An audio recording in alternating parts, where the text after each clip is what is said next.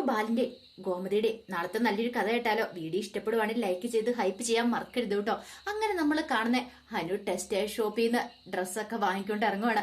അലോക് അനുവിനിട്ടൊരു പണി കൊടുക്കാൻ നോക്കിയിട്ടുണ്ടായിരുന്നു. പക്ഷേങ്കില് അനുവിനറിയായിരുന്നു അലോക് തനിക്കിട്ട് പണി തരുമെന്നുള്ള കാര്യങ്ങളൊക്കെ. അപ്പൊ അതിന് വേണ്ടുന്ന മുൻകരുതലുകളൊക്കെ എടുത്തിട്ടാണ് അനു പോയിട്ടുണ്ടായിരുന്നത്. അത് പക്ഷെ അലോകിന് അറിയത്തില്ലല്ലോ. അലോകിന്റെ വിചാരം അവള് നാണം കെട്ട് ടെക്സ്റ്റൈൽ ഷോപ്പിൽ നിന്ന് തിരികെ വീട്ടിലേക്ക് വരും എന്നൊരു ചിന്തയോട് കൂടിയിട്ടാണ് അലോക് ഇരുന്നിരുന്നേ. പക്ഷെ അനു ആരാ മോള്? അവൾക്കറിയാം അവന്റെ സ്വഭാവവും കാര്യങ്ങളൊക്കെ. അവൻ അത്ര സന്തോഷത്തോടുകൂടി തന്നെ വിളിച്ചോണ്ട് പോയിട്ടുണ്ടെങ്കിൽ ഇതിന്റെ പിന്നിൽ എന്തെങ്കിലും തന്ത്രം ഒപ്പിക്കുന്നുള്ള കാര്യം അനുവിന് നന്നായിട്ട് അറിയായിരുന്നു. അങ്ങനെ വൈകുന്നേരമായി കഴിഞ്ഞു കഴിഞ്ഞപ്പോഴത്തേനും ബാലനും ശ്രീദേവിയും കൂടെ വീട്ടിലേക്ക് വരുന്നുണ്ട്. അങ്ങനെ വീട്ടിലേക്ക് വന്ന് കണക്കുകളും കാര്യങ്ങളും ഒക്കെ ശ്രീദേവി ബാലനെ കൊണ്ട് കാണിച്ചു കൊടുക്കുകയാണ്. ആ സമയത്താണ് ആകാശും ആര്യനും കൂടെ അവിടേക്ക് വരുന്നത്. അങ്ങനെ വന്നു കഴിഞ്ഞിട്ട് ആകാശ് പറഞ്ഞു, അച്ഛാ ഞങ്ങൾ ഇന്ന് ജീവനെ കണ്ടായിരുന്നു പറഞ്ഞു. പെട്ടെന്ന് ബാലൻ തിരിഞ്ഞു നിന്നു. എന്താടാ ജീവനെ കണ്ടായിരുന്നോ? അതെ അച്ഛാ, ഞങ്ങൾ കാണാൻ പോയിട്ടുണ്ടായിരുന്നു, ഞാനും ആര്യനും കൂടെ. എന്തിനാ നിങ്ങള് അവനെ കാണാൻ പോയത്? അപ്പോഴേക്കും ഗോമതി മീനാക്ഷി എല്ലാരും കൂടെ അങ്ങോട്ട് വന്നു. അത് പിന്നെ അച്ഛാ, ചിലപ്പോ ജീവനെ കണ്ട് സംസാരിക്കുവാണെങ്കിൽ എന്തെങ്കിലും 1 കോടി രൂപയില് എന്തെങ്കിലും ഇളവ് കിട്ടുമല്ലോ എന്ന് വിചാരിച്ച കാണാനായിട്ട് ചെന്നേ. അത് കേട്ടിഞ്ഞപ്പോ ഗോമതി പറഞ്ഞു, എന്നിട്ടോടെ മോനെ അവൻ എന്തു പറഞ്ഞു? ജീവൻ എന്തു പറഞ്ഞെന്ന് ചോദിച്ചു. അപ്പോഴേക്കും ആര്യം പറഞ്ഞു, കാര്യങ്ങളൊക്കെ സംസാരിച്ചു, പക്ഷേങ്കില് ഒന്നും പറഞ്ഞില്ല അവൻ പെട്ടെന്ന് തന്നെ കാറിൽ കയറി പോയെന്ന് പറഞ്ഞു. എന്നാലും അവൻ ഇങ്ങനെ ചെയ്യുമെന്ന് ഞങ്ങൾ ഒരിക്കലും പ്രതീക്ഷിച്ചില്ല. അപ്പോഴേക്കും ബാലൻ ദേഷ്യത്തോടു കൂടി തിരിഞ്ഞു. എന്നിട്ട് ചോദിച്ചു, നിനക്കൊക്കെ നാണമില്ലേ അവന്റെ മുന്നിൽ പോയെന്ന് അപേക്ഷിക്കാനായിട്ട്? എടാ നിന്റെ പെങ്ങള് കാരണം ഈ പ്രശ്നങ്ങളൊക്കെ ഉണ്ടായത്. നിന്റെ പെങ്ങള് അവർക്ക് കുറെ നഷ്ടങ്ങളൊക്കെ ഉണ്ടാക്കി. അപ്പൊ അതിന് പ്രതിഫലം അവര് ചോദിച്ചിരിക്കുന്നേ. അപ്പൊ അതിന് പോയി വില പേശുന്നോ? അത് കേട്ടപ്പോ ആര്യം പറഞ്ഞു, അച്ഛാ അതിന് മാത്രം നഷ്ടവും കാര്യങ്ങളൊന്നും അവർക്ക് ഉണ്ടായിട്ടില്ലല്ലോ. പിന്നെ നമ്മൾ ഈ 1 കോടി രൂപ കൊടുക്കേണ്ട കാര്യമുണ്ടോ? അത് പറഞ്ഞിട്ട് കാര്യമില്ല. ഇവിടെ നമ്മളാണ് കുറ്റക്കാര്. അവര് കോടതിയിൽ ഒരു കേസ് കൊടുത്തിട്ടുണ്ടെങ്കിൽ എന്താവും അറിയാലോ. ആകാശ് പറഞ്ഞു, കേസ് കൊടുക്കുവാണെങ്കിൽ കേസ് കൊടുക്കട്ടെ എന്ന് പറഞ്ഞുകൊണ്ട് ഈ 1 കോടി രൂപ ഉണ്ടാക്കി കൊടുക്കാൻ പറ്റുമോ? അച്ഛനിത് എവിടെ നിന്ന് ഉണ്ടാക്കി കൊടുക്കും? ഗോമതി പറഞ്ഞു, ബാലേട്ടാ അത്രയും രൂപ ഉണ്ടാക്കാന്ന് പറഞ്ഞാൽ അതത്ര എളുപ്പമുള്ള കാര്യമല്ല. ശ്രീദേവി പറഞ്ഞു, ശരിയാ ബാലച്ച. അപ്പോഴേക്കും ബാലൻ പറഞ്ഞു, എന്തൊക്കെയാണല്ലോ ശരി. ഈ ബാലിന് വാക്ക് പറഞ്ഞു ഒരു വാക്കുള്ളൂ. ഞാൻ വാക്ക് കൊടുത്തിരിക്കുന്ന അതെങ്ങനെയാണെങ്കിലും എനിക്ക് ഉണ്ടാക്കി കൊടുക്കാതിരിക്കാൻ പറ്റില്ല. അതിനിപ്പോ ഈ വീട് വിറ്റിട്ടാണല്ലോ ശരി. അതും പറഞ്ഞു ബാലനകത്തേക്ക് കയറിപ്പോയി. ആ സമയം ഗോമതി പറഞ്ഞു, കണ്ടില്ലേ ബാലേട്ടൻ ഇപ്പോഴും ആ ഒരു ഇതിൽ തന്നെയാ നിൽക്കുന്നത്, ഒരു മാറ്റവും ഇല്ല. ഇങ്ങനെ പോയിട്ടുണ്ട് എന്താവും എനിക്കറിയില്ല. ശ്രീദേവി പറഞ്ഞു, അമ്മ ടെൻഷൻ അടിക്കാതിരിക്കുക. എന്തിനും ഏതിനൊരു പരിഹാരമില്ലേ? എല്ലാത്തിനും കാരണം അവളാ. അവൾ ഒറ്റ എഴുത്തി അനു എന്ന് പറയുന്നവള്. അവൾ അങ്ങനത്തെ ഒരു പണി ചെയ്തില്ലായിരുന്നെങ്കിൽ എപ്പോഴെങ്കിലും ഒന്നും സംഭവിക്കില്ലായിരുന്നു. അപ്പോഴേക്കും മീനാക്ഷി പറഞ്ഞു, പോട്ടമ്മേ ഇനി അനുവിനെ കുറ്റപ്പെടുത്തിയാലോ? അവള് ചെയ്ത വൃത്തികെട്ട പരിപാടി കാരണമല്ലേ. അവൾ ഒരിക്കലും ഗതി പിടിക്കില്ല എന്നൊക്കെ എങ്ങനെ പറയണ സമയത്ത് മീനാക്ഷി പറഞ്ഞു, വേണ്ടമ്മേ അങ്ങനൊന്നും പറയരുത്. പിന്നെ പറയാതെ ചില സമയത്ത് അത്രയ്ക്ക് സങ്കടം വരുന്നുണ്ട്. കാരണം ബാലേട്ടന്റെ വിഷമം. ഇത്ര രൂപ എവിടെ നിന്ന് ഉണ്ടാക്കുമെന്നോർത്ത് ബാലേട്ടൻ ഇനി കിടന്ന് നെട്ടോട്ട് ഓടണ്ടേ? അതൊക്കെ അവൾക്ക് വല്ലത് പറയണോ? അവള് പോയി സുഖിച്ച് ജീവിക്കുക. അതും പറഞ്ഞ് ഗോമതി അകത്തേക്ക് കയറിപ്പോയി. അപ്പോഴേക്കും മീനാക്ഷി എന്നിട്ട് ആകാശിനോട് പറഞ്ഞു, അല്ല ആകാശേ, ആ ജീവൻ മറുപടി ഒന്നും പറഞ്ഞില്ലേ അതിന്? സാധാരണ ജീവനുമായിട്ട് അന്ന് ഞങ്ങൾ സംസാരിച്ചു കഴിഞ്ഞപ്പോൾ എനിക്ക് തോന്നിയത് ആളൊരു നല്ല വ്യക്തിയായിരുന്ന ആണല്ലോ. അതെ, ആ ഒരു ഇതിലാണ് ഞങ്ങൾ പോയത് മീനു. പക്ഷേങ്കിൽ അവനുമായിട്ട് സംസാരിച്ചു കഴിഞ്ഞപ്പോൾ അവനത്ര താല്പര്യം ഇല്ലാത്ത മട്ടില്ല പറഞ്ഞിട്ട് പോയത്. അവനൊന്നും ചെയ്യാൻ കഴിയില്ലെന്ന്. അപ്പൊ പിന്നെ നമുക്ക് എന്ത് ചെയ്യാൻ പറ്റും? ഒരു പ്രതീക്ഷ ഉണ്ടായിരുന്നു, അതും പോയി. ഇനിയിപ്പോൾ എന്തെങ്കിലും ലോണൊക്കെ എടുത്ത് അച്ഛനെ ഒന്ന് സഹായിക്കാം. മീനാക്ഷി പറഞ്ഞ്, ലോൺ എടുത്തോ? അതെ, എവിടുന്നേലും പലിശയ്ക്കോ ലോണൊക്കെ എടുത്ത് അച്ഛനെ സഹായിക്കണ്ടേ? നമ്മളെല്ലാവരും കൂടെ ചേർന്നാലോ ഈ പ്രശ്നം പരിഹരിക്കാൻ പറ്റുള്ളൂ. അല്ല അച്ഛൻ തന്നെ ഇത് എവിടുന്ന് ഇത്രയും പൈസയൊക്കെ ഉണ്ടാക്കുന്നേ? അങ്ങനെ അവരെല്ലാവരും കൂടെ കൂടിച്ചേർന്ന് ആലോചിക്കുന്നുണ്ട്. എന്ത് ചെയ്യണമെന്ന് പോലും അറിയത്തില്ലാത്തൊരവസ്ഥയായിരുന്നു. ആ സമയത്ത് അലോക് മുറിയിലേക്ക് വന്നു കഴിഞ്ഞപ്പോഴാണ് അനു അങ്ങോട്ടേക്ക് വരുന്നേ. അനു വന്നിട്ട് അവിടെ എടുത്തു വെച്ചിരുന്ന ഡ്രസ്സിന്റെ പാക്കറ്റുകളെല്ലാം എടുത്ത് കാണിക്കുകയാണ്. അലോക് ഞെട്ടിപ്പോയി. അലോക് ഇത്രയ്ക്ക് പ്രതീക്ഷിച്ചിട്ടുണ്ടായിരുന്നില്ല.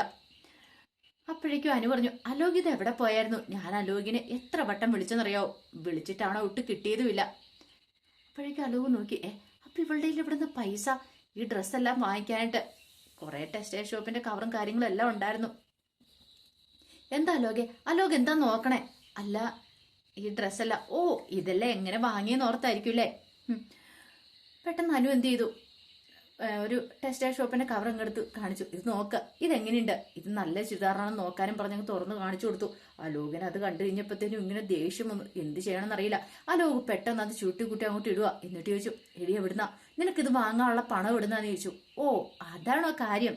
അപ്പൊ അലോകിന് ഇഷ്ടപ്പെട്ടോ എന്ന് ചോദിച്ചപ്പോ അലോക് ഇതാണോ തിരിച്ചു ചോദിക്കുന്നേ. എടി നിന്നോടാ ചോദിച്ചേ ഇതിനുള്ള പൈസ എവിടുന്നാന്ന്.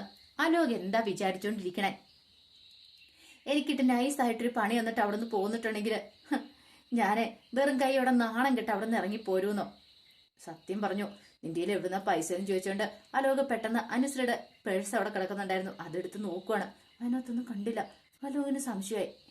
നീ എങ്ങനെയാടി ഈ ഡ്രസ്സ് വാങ്ങിയത്, നിന്റെ ഈ പൈസ ഇല്ലെന്ന് നീ പറഞ്ഞായിരുന്നല്ലോ, പിന്നെ നീ എവിടുന്ന് ഇത് എങ്ങനെ വാങ്ങിയെന്നൊക്കെ ചോദിച്ചു. അപ്പോഴേക്കും ആരും ഒരു ചിരി അങ്ങോട്ട് ചിരിക്കുകയാണ്. അലോക് ശരിക്കും എന്തോ പോലെ അലോക് ഒട്ടും പ്രതീക്ഷിച്ചിട്ടുണ്ടായിരുന്നില്ല. സത്യം പറഞ്ഞു എന്ന് പറഞ്ഞു. അപ്പോഴേക്കും അനു എന്ത് ചെയ്തു, വേറൊരു കവർ തുറന്ന് ഒരു സാധനം എടുക്കുവാണ്. അതെ, ഡ്രസ്സൊക്കെ വാങ്ങിച്ചിട്ട് ഇറങ്ങുന്ന സമയത്ത് അപ്പുറത്തെ കടയിൽ കയറി ഞാൻ ഇതും കൂടെ വാങ്ങിയിട്ടുണ്ടായിരുന്നു പറഞ്ഞു. നല്ല ഒന്നാം തന്നെ ഒരു കത്തി അതെടുത്തോണ്ട് അലോകിന്റെ അടുത്തേക്ക് വന്നു. അലോകിനെ നേർക്ക് അങ്ങോട്ട് പിടിച്ചു. എടാ നിന്റെ അഭ്യാസമൊക്കെ അത് എന്റെ അടുത്ത് വേണ്ട, പറഞ്ഞു കേട്ടല്ലോ, ഇതാള് വേറെയാന്നുള്ള കാര്യം ഞാൻ പറഞ്ഞിട്ടുണ്ടായിരുന്നല്ലോ. നീ എന്താ വിചാരിച്ചോണ്ടിരിക്കണേ, നീ എന്നെ നാണം കെടുത്തി അങ്ങോട്ട് എന്തോ വലിയ ആളാകുന്നു നീയെന്ന്. വെറുതെയാ. എനിക്കറിയായിരുന്നടാ നീ എനിക്കിട്ട് ഇങ്ങനെയുള്ള പണി തരൂന്ന്. ഇനി മേലാല് എന്റെ അടുത്ത് ഇതുപോലത്തെ നമ്പരുമായിട്ട് വന്നാണ്ടല്ലോ, നിന്നെ ശരിയാക്കും. എടുത്തു വെക്കടാ ചുരിദാർ ആ കവറിനകത്തെന്ന് പറഞ്ഞു. ഒടുവില് അലോകിന് അത് എടുത്തു വെക്കേണ്ടതായിട്ട് വന്നു. അലോക് അനുവിനെ ഒന്ന് നോക്കി, ഇവൾക്കിട്ടൊരു പണി കൊടുക്കാൻ നോക്കിയതാ, പക്ഷെ അത് നടന്നില്ല എന്ന് മനസ്സിലായി. അങ്ങനെ അലോക് എന്ത് ചെയ്തു, പുറത്തേക്ക് ഇറങ്ങിപ്പോയി. ആ സമയത്ത് അനുശ്രീ ചിരിക്കുകയാണ്. അനുവിന് ഇത് അറിയായിരുന്നു ഇതുപോലെയുള്ള പണി കിട്ടുമെന്നുള്ള കാര്യങ്ങളൊക്കെ. അതുകൊണ്ട് അനു നേരത്തെ തന്നെ അലോകിന്റെ കയ്യിൽ നിന്ന് പൈസയൊക്കെ എടുത്തിട്ടുണ്ടായിരുന്നു. കാരണം ഇങ്ങനെ കടയിലേക്ക് പോയിട്ടുണ്ട്, അവൻ ചിലപ്പോൾ തനിക്കിട്ട് പണി തരും, അവൻ പൈസ കൊടുക്കാതെ ഇറങ്ങി പോകുന്നൊക്കെ അറിയായിരുന്നു. നാണം കെടുത്താൻ പറ്റുന്നിടത്തൊക്കെ നാണം കെടുത്തുനിന്ന്. കഴിഞ്ഞ ദിവസം ഒരു കടലമിഠായിയുടെ കാര്യത്തിൽ തന്നെ അവൻ തനിക്കിട്ട് പണി തന്ന. അപ്പൊ അതുകൊണ്ട് അതിന് വേണ്ടുന്ന കാര്യങ്ങളൊക്കെ അനു മുൻകൂർ ചെയ്തു വെച്ചിട്ടുണ്ടായിരുന്നു. അങ്ങനെ അന്നത്തെ ഒരു ദിവസം അവിടെ കഴിഞ്ഞുപോയി. പിറ്റേ ദിവസമായി കഴിഞ്ഞപ്പോൾ ഗോമതിക്ക് നല്ല ടെൻഷനാ. എന്ത് ചെയ്യണമെന്നറിയില്ല. ബാലനാണെങ്കിലോ അധികം സംസാരം പോലും ഉണ്ടായിരുന്നില്ല. കാരണം ഇനി എങ്ങനെ പൈസ ഉണ്ടാക്കി കൊടുക്കും, അതിന്റെ ഒരു ടെൻഷനില്ല. ബാലന് ശ്രീദേവിയൊക്കെ കടയിലേക്ക് പോയി. കുറച്ച് കഴിഞ്ഞപ്പോഴത്തേനും ഗോമതി ചെടിക്കൊക്കെ വെള്ളം ഒഴിക്കാനായിട്ട് മുറ്റത്തേക്ക് ഇറങ്ങി. ബക്കറ്റിനകത്ത് വെള്ളം പിടിച്ച് ചെടിക്കൊക്കെ ഒഴിച്ചുകൊണ്ടിരിക്കുമ്പോഴത്തേനുമാണ് അനു മുറ്റത്തേക്ക് ഇറങ്ങി വരുന്നത്. അനു നോക്കി കഴിഞ്ഞപ്പോഴത്തേനും അമ്മ എവിടെ നിന്ന് ചെടിക്കൊക്കെ വെള്ളം ഒഴിക്കുന്നുണ്ട്. പെട്ടെന്നാണ് അനുവിന് ഭയങ്കര വിഷമമായിപ്പോയി. സങ്കടം സഹിക്കാൻ പറ്റിയില്ല. അനു മുറ്റത്തേക്ക് ഇറങ്ങുന്ന കുറെ സമയം ഗോമതിയെ നോക്കിയിരുന്നു. പിന്നീട് അമ്മയോടൊന്ന് സംസാരിക്കണമെന്ന് തോന്നി. അമ്മയോട് പറയണം, തനിക്ക് മാർക്ക് കിട്ടിയ കാര്യങ്ങളൊക്കെ ഒന്ന് പറയണം എന്ന് കരുതിയിട്ട് അനു പെട്ടെന്ന് എന്ത് ചെയ്തു, അവിടേക്ക് വരുവാണ്. ഗോമതിയുടെ അടുത്തേക്ക് വന്നിട്ട് അമ്മയെന്ന് പറഞ്ഞൊരു വെടിയായിരുന്നു. ഗോമതി ഒന്ന് നോക്കി ഇങ്ങനെ അനുവിനെ നോക്കിയിട്ട് ആ ബക്കറ്റിനകത്തിരുന്ന് വെള്ളവും കൊടുത്തിട്ട് അവളുടെ അദ്ദേഹത്തിന് ഒറ്റ ഒഴുക്കിയായിരുന്നു. ആരാടി നിന്റെ അമ്മ, ആരാടി? ഞാനോ? ഞാൻ നിന്റെ അമ്മയൊന്നുമല്ല, കടന്നു പോയിക്കോ അവിടുന്ന്. നീ കാരണമാണ് ഇപ്പൊ ഈ കുടുംബം ഇങ്ങനെ കഷ്ടപ്പെട്ടുകൊണ്ടിരിക്കുന്നത്. അതൊന്നും നിനക്ക് അറിയണ്ടല്ലോ അല്ലേ? നീ ഒറ്റ ഒരുത്തി എല്ലാത്തിനും കാരണം.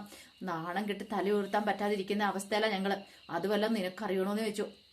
അപ്പോഴേക്കും അകത്ത് നിന്ന് മീനു ഓടി വന്നു. അമ്മ ഇത് എന്താ കാണിക്കണമെന്ന് ചോദിച്ചിട്ടുണ്ട്. കോമതിയെ പിടിച്ച് വലിക്കുകയാണ്. അമ്മ ഇങ്ങോട്ട് വന്നേ, ഇതേ എനിക്ക് ഇവളോട് രണ്ടെണ്ണം കൂടെ പറയണം മോളെ. അവൾ അമ്മയെന്നും പറഞ്ഞോണ്ട് വന്നിരിക്കുന്നു പറഞ്ഞിട്ട് ഭയങ്കരമായിട്ട് കിടന്ന് ദേഷ്യപ്പെടുവാണ്. ആ സമയത്ത് കൃഷ്ണമംഗലത്തിന് രാജശ്രീയൊക്കെ അങ്ങോട്ട് വന്നു. രാജശ്രീ നോക്കിക്കഴിഞ്ഞപ്പോഴത്തേനും വെള്ളത്തിനകത്ത് കുളിച്ച് നിൽക്കുന്ന അനുവിനെ കാണുന്നത്. എന്താ മോളെ, എന്ത് പറ്റിയെന്ന് ചോദിച്ചു. ഒന്നുമില്ല ആന്റി എന്നും പറഞ്ഞുകൊണ്ട് അനു സങ്കടത്തോടെ കരഞ്ഞുകൊണ്ട് അങ്ങോട്ട് കയറിപ്പോയി. രാജശ്രീക്ക് മനസ്സിലായി വെള്ളം ഒഴിച്ചാന്നുള്ള കാര്യങ്ങളൊക്കെ. രാജശ്രീ രൂക്ഷമായിട്ട് ഗോമതിയെ നോക്കുകയാണ്. അപ്പോഴേക്കും മീനും ഗോമതിയും വിളിച്ച് അകത്തേക്ക് കൊണ്ടുപോയി. എന്നിട്ട് പറഞ്ഞു, അമ്മ എന്ത് പരിപാടി അമ്മ കാണിച്ചേ? അമ്മ എന്തിനാ അവളുടെ ദേഹത്ത് വെള്ളം ഒഴിച്ചെന്ന് ചോദിച്ചു. അത് പച്ചവെള്ളമല്ല, തിളച്ച വെള്ളം അവളുടെ ദേഹത്ത് ഒഴിക്കേണ്ടിയിരുന്നേ. അവൾ ചെയ്ത പ്രവർത്തിക്ക് അങ്ങനെ ചെയ്യേണ്ടിയിരുന്നേ. പക്ഷെ ഇപ്പം ഞാൻ അതോ ചെയ്തുള്ളൂ. അമ്മേ വേണ്ടമ്മേ, അങ്ങനെയൊന്നും ചെയ്യണ്ട, അവള് പാവമല്ലേന്ന് ചോദിച്ചു. പാവം മിണ്ടരുത്. എന്ത് കണ്ടിട്ടാ നീ അവള് പാവമെന്ന് പറയുന്നേ? അവൾ ഒറ്റ എഴുത്തിയല്ലേ ഇപ്പൊ ഈ കുടുംബത്തിന് ഈ സങ്കടത്തിന് കാരണം.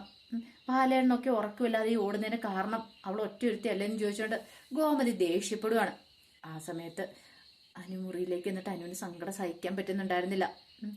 അമ്മ ദേഷ്യപ്പെടുന്ന കാര്യമുണ്ട്. അമ്മയ്ക്ക് സത്യങ്ങളൊന്നും അറിയത്തില്ലാത്തതുകൊണ്ട് മാത്രം. പക്ഷെ അതിപ്പോഴും പറയാനും പറ്റത്തില്ല. എല്ലാത്തിനും കാരണം അവൻ ഒറ്റ എഴുത്തിനാണ് അലോക്. അവനിട്ടുള്ള പണി താൻ ഇനി വെറുതെ ഇരിക്കില്ല, അവനെ താൻ ഇഞ്ചിഞ്ചായിട്ട് ഇല്ലാതാക്കും എന്നൊക്കെയായിരുന്നു അനുവിന്റെ മനസ്സിലെ ചിന്തകൾ. അപ്പൊ അതിന്റെ കഥകളൊക്കെ നമ്മൾ കാണാൻ പോകുന്നത്. ആ വിശേഷങ്ങൾക്കായി നമുക്ക് എല്ലാവർക്കും കാത്തിരിക്കാട്ടോ. ഒരിക്കൽ കൂടി എല്ലാവർക്കും ശുഭരാത്രി നേർന്നുകൊണ്ട് നിർത്തുന്നു. നന്ദി.